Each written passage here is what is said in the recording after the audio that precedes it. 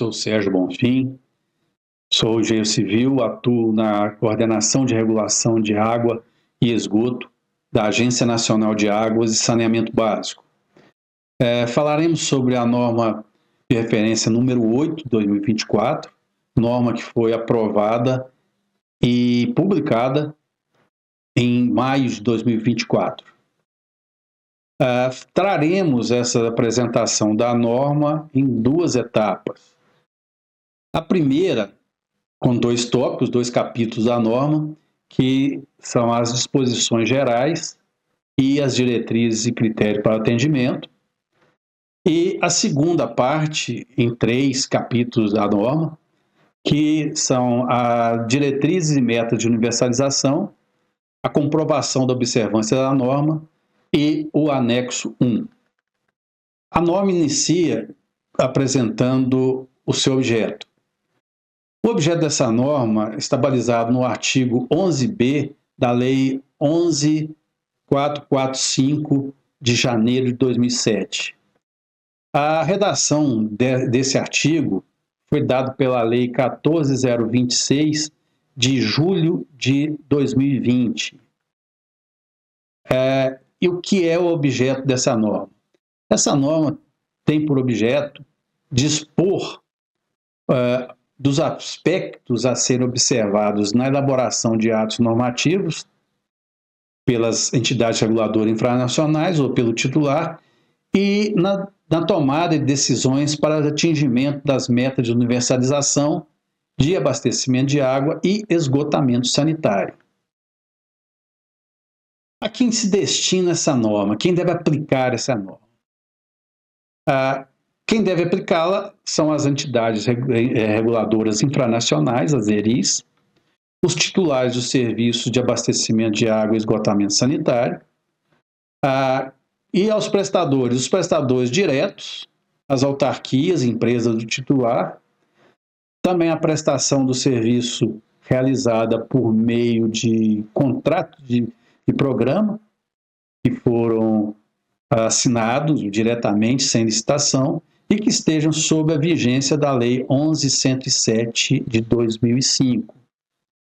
Também essa norma também se destina à prestação do serviço realizado por contratos de concessão, convênios de cooperação ou instrumentos semelhantes, que foram celebrados diretamente, sem licitação, e que foram assinados anteriormente à vigência da Lei 11.107 de 2005. E também é destinado à prestação do serviço que é realizada por meio de contrato de concessão, firmado em decorrência de procedimentos licitatórios ou de desestatização, cujos editais tenham sido publicados após a vigência desta norma. O artigo 3º traz os termos e os seus respectivas definições. Esses termos são os termos que compõem o texto da norma. Foram elencados 21 termos, e desses nós destacamos 7 por acreditar que eles tenham uma enorme importância no entendimento e uma aplicação correta da norma. E então nós não vamos discorrer sobre todos eles, pleiteamos que vocês deem uma olhada com bastante carinho, uma releitura dos termos e suas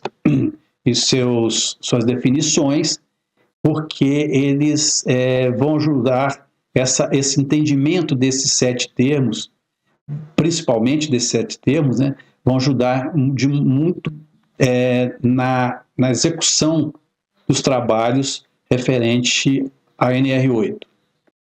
Então, primeiramente, o termo é ação de abastecimento de água ou esgotamento sanitário. O segundo é conexão factível. Em seguida, a economias residenciais ativas e as economias residenciais inativas. E também sistema unitário, solução alternativa e tratamento em tempo seco. São esses os 7 termos que consideramos de enorme importância o entendimento deles, para que não fiquem dúvidas por causa da aplicabilidade, às vezes regional, às vezes local. Esses conceitos, às vezes, têm uma pequena divergência de local para local. Então, recomendamos enormemente que eles sejam assimilados plenamente. A seguir, a norma traz no artigo 4º a sua abrangência, trata da sua abrangência. E nesse tema, o que ela traz inicialmente é sobre as metas progressivas de universalização. Então, ela diz o seguinte, que mesmo que o município esteja numa prestação regionalizada, a avaliação das metas de universalização devem ser também municipais, além das regionais, devem ser municipais. Isso tem o objetivo de, vamos dizer, da autonomia municipal, do município poder acompanhar o desenvolvimento da sua universalização, não ficando o município perdido dentro de uma regionalização. É importante a verificação também municipal. Ainda no aspecto da abrangência, ela faz menção com relação à expansão, para que a expansão, tanto de água como de esgoto, não seja um mero execução de rede. Precisa que haja a efetiva prestação, que seja na água, rede mais água, no esgoto, esgoto mais tratamento. Então, é necessário que haja a integralidade da infraestrutura, captação, tratamento, elevatório, reservatórios, e aí vai, inclusive as instalações, as redes, né? E no quesito esgoto, ela aborda o seguinte, que preferencialmente deverá ser executada em sistema separador absoluto.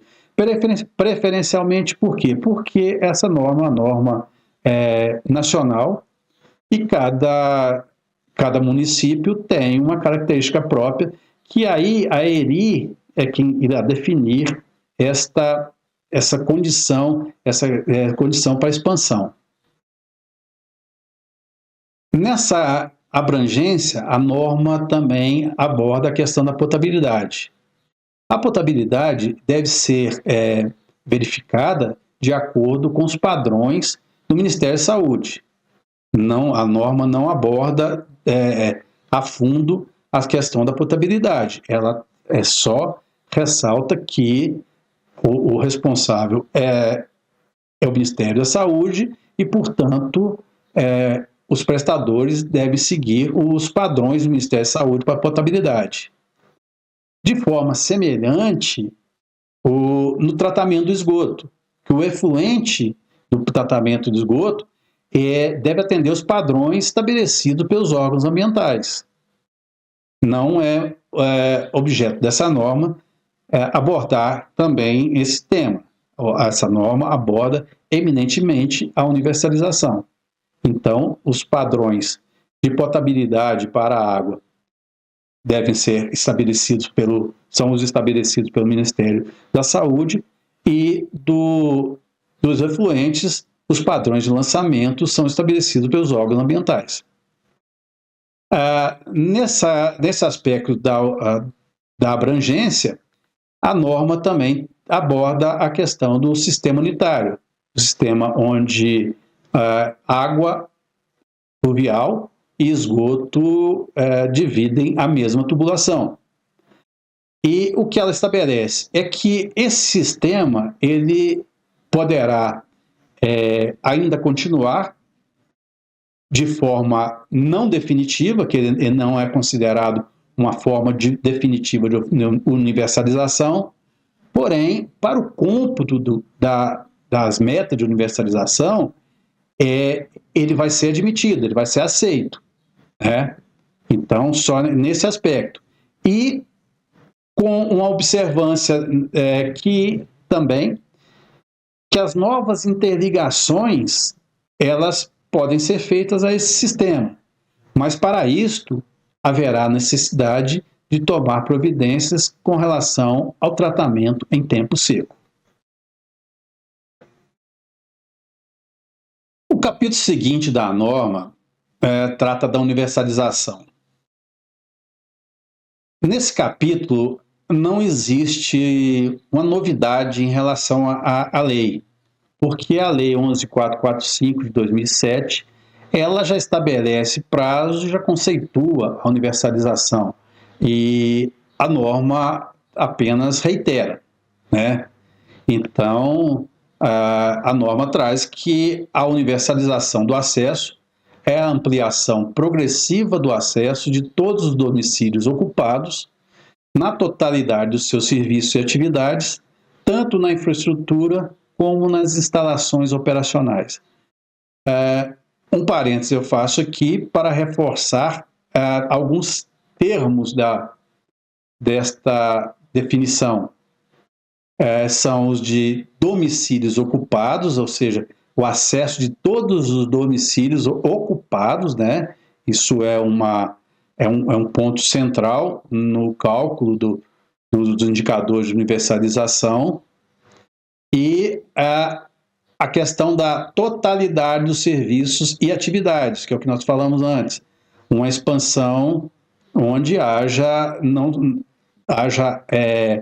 não só a extensão de rede, como toda a infraestrutura necessária, no caso de esgoto, rede mais tratamento, e no caso de água, a captação, tratamento e bombeamento para a distribuição. Traz mais uma vez que a responsabilidade pela universalização é do titular, reforça isso, que a legislação já traz, e há apenas um reforço com relação a isso. E nesse capítulo aborda que a universalização tem que ser alcançada até 31 de 12 de 2033. E ressaltando que essa universalização até 2033, ela tem que ser tanto para a área urbana quanto para a área rural. E ela vai ser mensurada pelo município, pela área do município. E essa universalização, né, é a mesma que traz a legislação para os domicílios ocupados, ou seja, para a água, 99% com atendimento de água nos domicílios ocupados, e com coleta e tratamento de esgoto em 90% dos domicílios ocupados. Essa data, dezembro de 2033, não existe exceção para ela? Existe. Existe uma única exceção que a lei permite para os casos de prestação regionalizada, onde os estudos apontaram para a inviabilidade da universalização. Esse estudo prévio da licitação, e que apontou para a inviabilidade de universalizar em 2033. Para esses casos únicos, admitido a dilação do prazo até 1 de janeiro de 2040. Quanto às responsabilidades, a norma traz as responsabilidades dos principais envolvidos no abastecimento de água e esgotamento sanitário, ou seja, o titular, a ERI, o prestador e o usuário. Como podem ver no slide, a maior quantidade de responsabilidade, a maior responsabilidade ela tem uma maior responsabilidade e maior número de ações para a universalização. Essa é do titular. O titular é o maior e o maior responsável e o que tem maior número de ações a serem executadas. Podemos começar com o titular tem a prerrogativa de formular a política pública. E isso deve ser ressaltado através dos planos, plano municipal de saneamento ou até mesmo através do plano regional de saneamento, pois esse deverá ouvir o município. E nesses planos deverão estar as metas e os indicadores de desempenho que serão abordados ao longo desse caminho da universalização. Mesmo que o titular não seja o prestador direto ou mesmo o prestador indireto, né, através de autarquias, ele é o responsável também por anuir os planos de investimento. Ele, conjuntamente com o prestador, ele vai ter que chancelar esses planos de investimento, né? O titular é quem define a entidade reguladora infranacional, que vai ser responsável pela regulação e fiscalização do abastecimento de água ou do esgotamento sanitário, ou ambos, dentro do município. O titular, ele é o responsável pela delegação da prestação de serviço, que ele pode fazê-la totalmente ou parcialmente. Ele também, o titular, ele é o responsável por apresentar os parâmetros de atendimento mínimo, aqueles atendimento essencial, aqueles onde não pode deixar de ter um mínimo para a população. Essa definição fica a cargo do titular. Ele também, o titular, tem que estabelecer os direitos e deveres dos usuários. E com relação à interligação dos sistemas, né, interligação de água, interligação de esgoto, interligar os domicílios, as redes, ele tem a prerrogativa de estabelecer o prazo de conexão. E nisso ele não pode ultrapassar 1 ano. Essas são as responsabilidades que a norma traz para o titular. Para as ERIs, a norma traz diretamente três incumbências, 3 responsabilidades.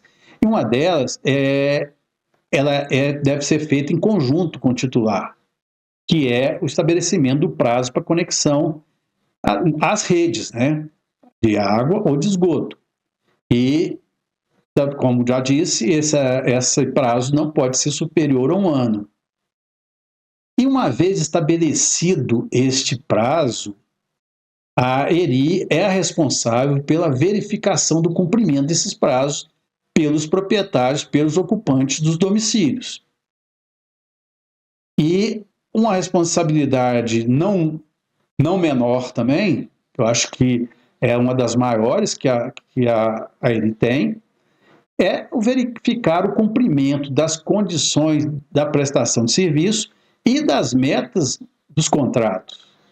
Então, ela é responsável pelo acompanhamento dos trabalhos do prestador e também de buscar o titular, trazer o titular para atender ao que é necessário, que ele tem que fazer para o cumprimento não só dessa norma, mas das leis, né, principalmente da Lei 11.445, de 2007, no sentido de atingir a universalização.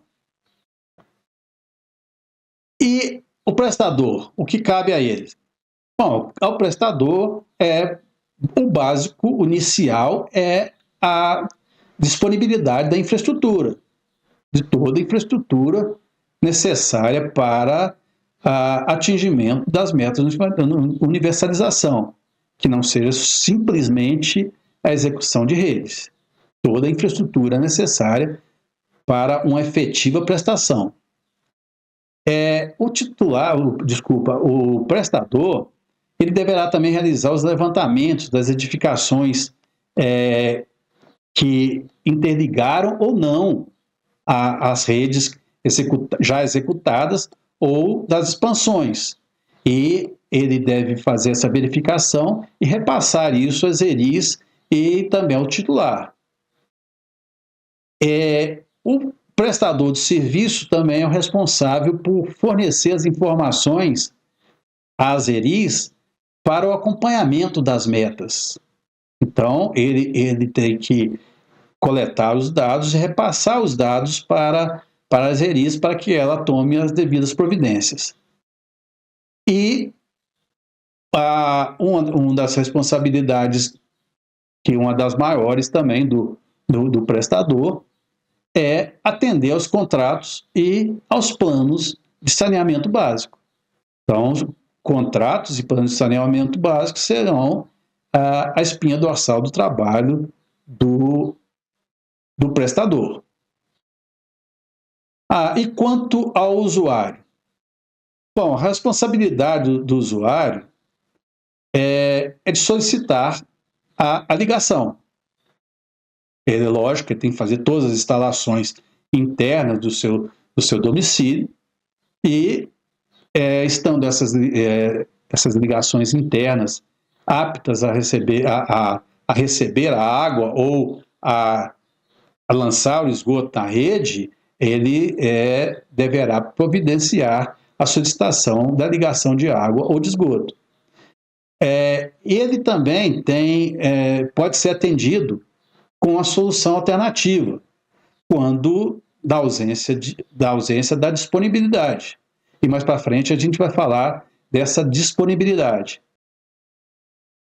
Outra responsabilidade do usuário é com a elaboração do estudo de viabilidade nos casos em que existe uma inviabilidade da interligação do seu domicílio à rede pública.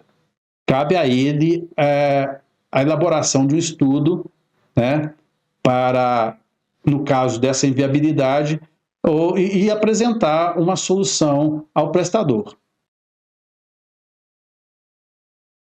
Nesse slide seguinte, a gente traz um fluxograma um fluxograma genérico, né? Não é um macro fluxograma de uma ligação à rede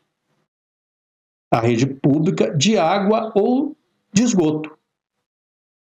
Não é um fluxograma que esgota todas as ações, mas temos aí uma coluna para titular as ações do titular, outra coluna com as ações das entidades reguladoras infranacionais, uma coluna com as ações do prestador e a última coluna com as ações do proprietário ou morador. Proprietário ou morador, porque até o momento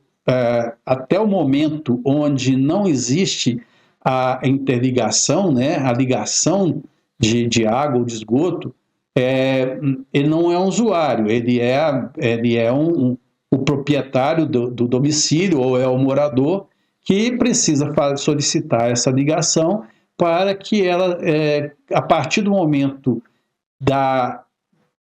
vamos dizer assim, da assinatura um contrato entre o prestador e o usuário, ele passa a ser melhor dizendo, a assinatura de um contrato entre o proprietário ou ocupante e o prestador, ele passe a ser o usuário a partir da efetivação da ligação e a efetiva prestação do serviço, ou seja, a coleta de esgoto ou a disponibilização de água potável.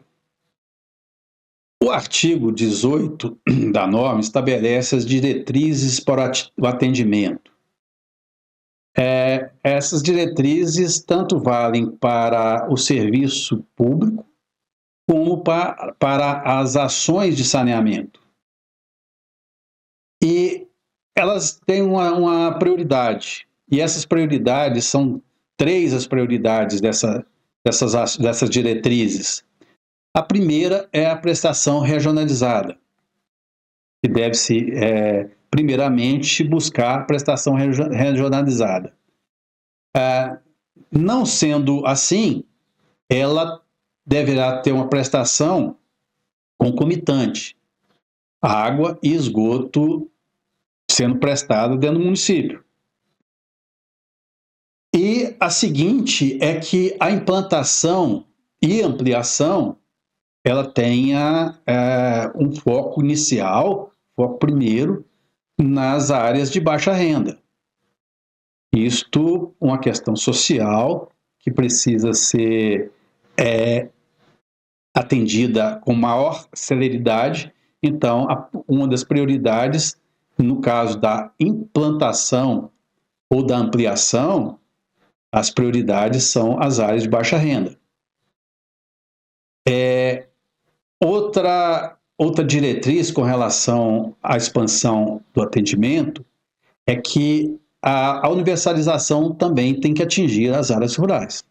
As áreas rurais não podem ser deixadas para depois, elas têm que ser atendidas dentro daquele prazo, que é até 31 de dezembro de 2033. E um aspecto extremamente importante com relação à expansão é que não pode deixar de lado a preocupação com relação ao ordenamento territorial do município. Ela precisa estar regular, essa expansão precisa estar regular dentro da expansão territorial.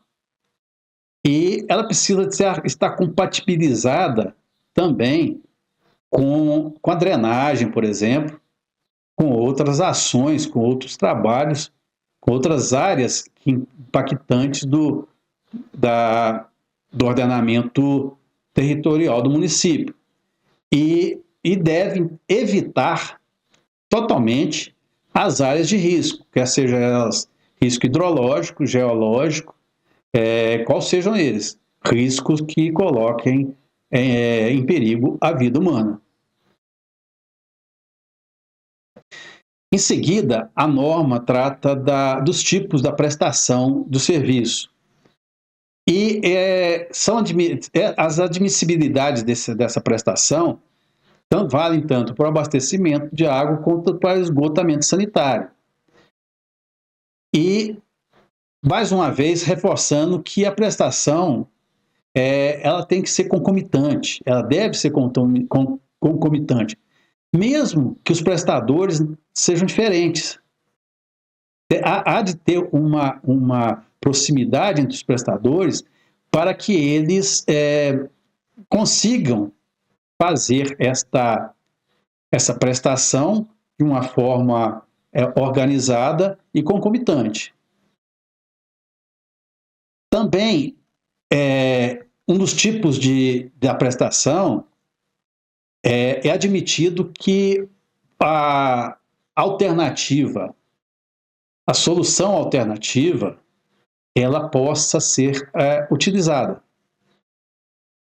desde que ela exista um normativo da ERI e que ela possa ser admitida como uma solução alternativa adequada.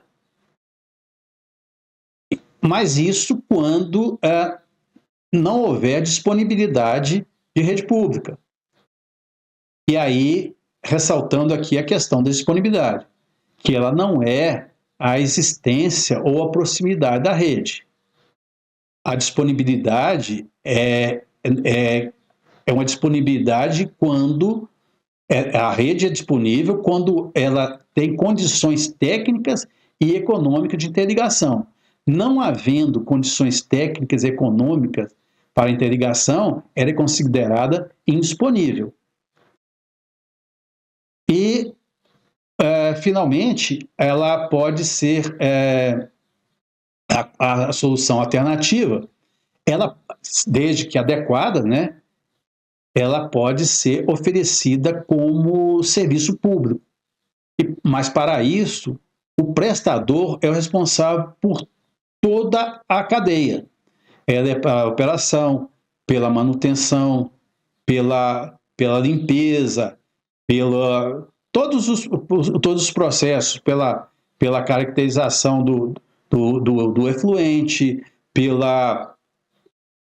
testes de potabilidade. Então, todo o processo, se o prestador oferecer como serviço público soluções alternativas, ele é responsável integral do serviço. Por fim, nessa primeira parte da norma, nós vamos abordar aqui a questão da ocupação territorial, os recortes geográficos.